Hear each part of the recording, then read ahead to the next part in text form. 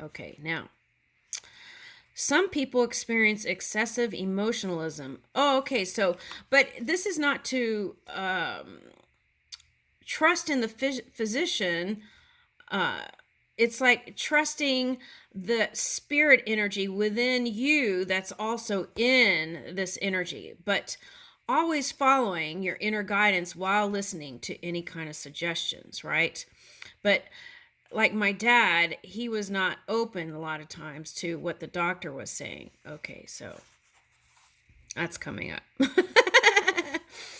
Okay, some people experience excessive emotionalism. Yeah, because in the end, you have to follow your own gut, right? Even if you do that. But I feel like that's important, is at least listen, give it an ear, and then follow your gut. Some people experience excessive emotionalism at public healing meetings. It is a sort of mesmeric and emotional hysteria, and often there is a temporary alleviation of pain and like crippled people walk without crutches. Hypnotic suggestions have only temporary effect, however. In the true healing, your conscious and subconscious mind must agree, and you must believe in your heart in the infinite healing presence. Then the result is permanent, not temporary. When you pray for healing, complete forgiveness must take place of all guilt, peeves, and grudges. You know when you have forgiven others because there is no sting in your mind.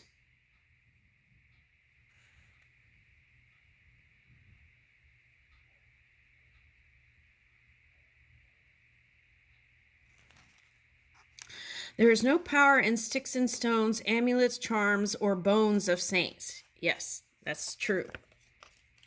There is energy in all things, though. Okay. But if a person believes that the bone of a dog is that of a saint, and that if he kisses it,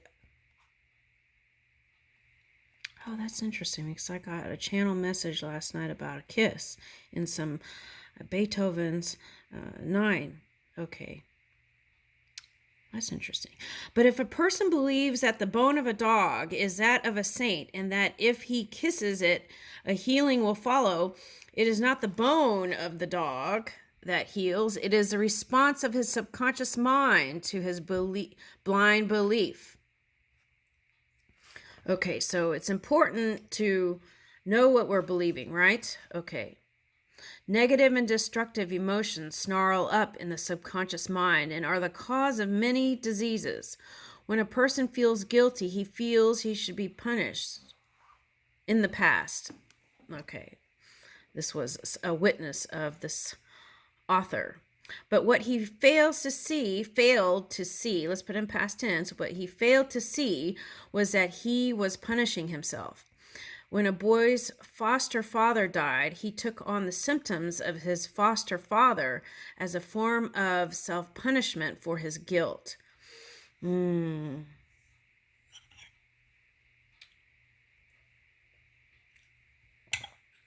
Okay, so what I want to say with this is sometimes if family members were not, let's say, they could have been playing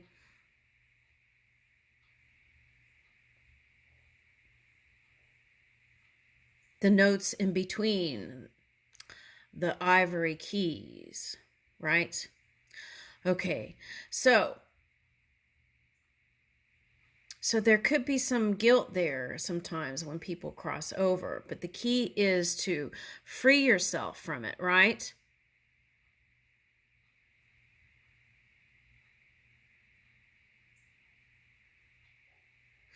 And affirm it with a affirmation that will soothe that, like God's love fills my soul.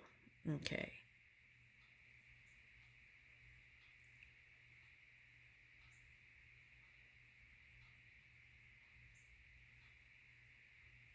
Okay. This could be subconscious stuff that you don't realize, and it bubbles up, right, in experience. And you could see it. This is law of the universe. So then you could see it as the one not on your side. Okay. When really it's something you've suppressed, okay, or picked up energetically. All right, now, a wonderful prayer for forgiveness is this: I forgive myself for harboring negative and destructive thoughts about myself and others, and I resolve not to do this anymore. Whenever a negative thought comes to me, I will immediately affirm God's love fills my soul.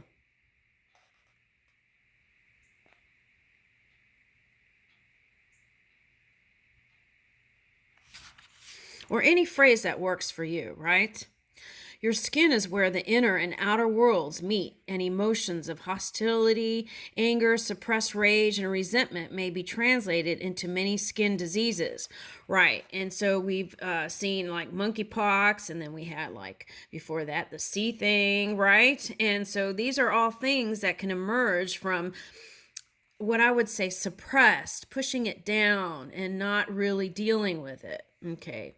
So if we can all as individuals work on our own energy, that could change the world. So your skin is where, that could be monkeypox. Your skin is where the inner and outer worlds meet, and emotions of hostility, anger, suppressed rage, and resentment may be translated into many skin diseases. Remorse and guilt, according to psychosomatic physicians, are the cause of many skin eruptions. Okay, so Dunbar was the female person who originally studied these psychosomatic conditions that can be the root cause of these physical conditions, right? Okay. Yeah. The life principle, God never punishes. Okay, so even people would even think that this pure source positive energy would punish, and it's not that. It's the mind that does this kind of stuff. Okay. Humans on other humans. Okay. This presence always seeks to heal you and make you whole, right? To uplift, right? Yeah. Self-condemnation and self-criticism are destructive mental poisons and send psychic energy through your system and can leave a physical and mental residue. Okay. All right, but we can change anything. Come to a decision. Forget the past and stature your mind with divine love, peace, and harmony. Realize divine love dissolves everything unlike itself. Okay. No matter what has happened in the past, you can change it now. Fill your subconscious with life-giving force of thought, and you will erase and crowd out everything unlike this pure energy that some call God.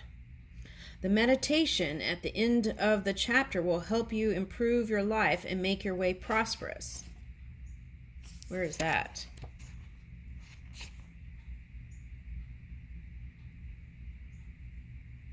Oh, okay. Oh, there's a bunch, but let me just read the last one. What does it say?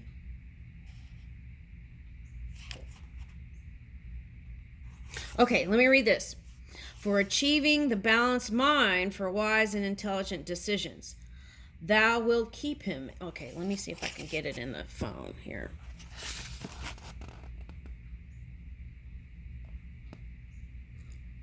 Thou wilt keep him in perfect peace, whose mind is stayed on thee, because he trusteth thee in thee. I know that the inner desires of my heart come from God within me. God wants me to be happy.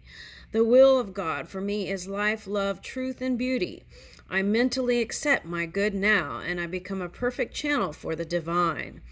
I come into his presence singing. I enter into his courts with praise. I am joyful and happy. I am still and poised. The still small voice whispers in my ear, in my heart, all over, right? revealing to me my perfect answer. I am an expression of God.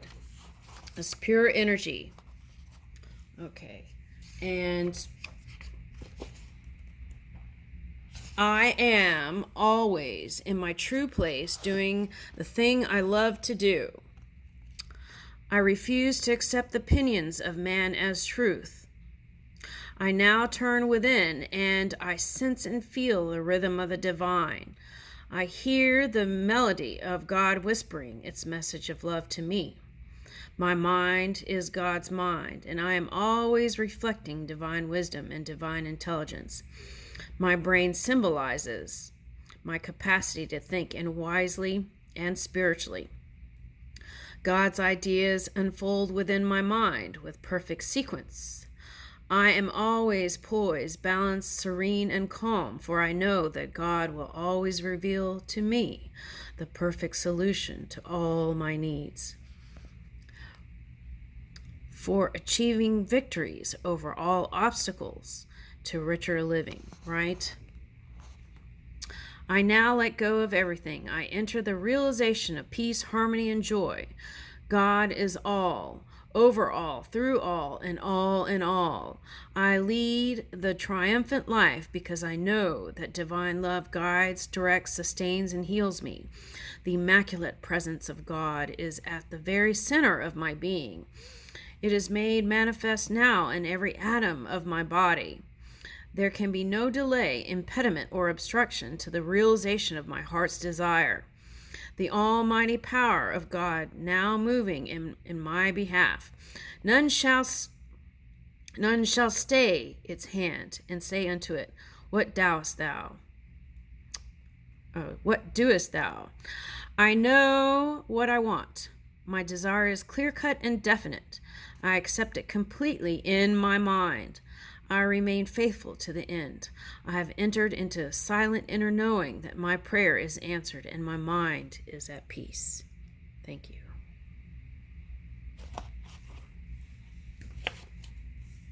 Okay, so if you want to read more, you can, I got this from a used bookstore, but you could probably find it. This one I think is still floating around. Okay, thank you. And I'll see you in a week.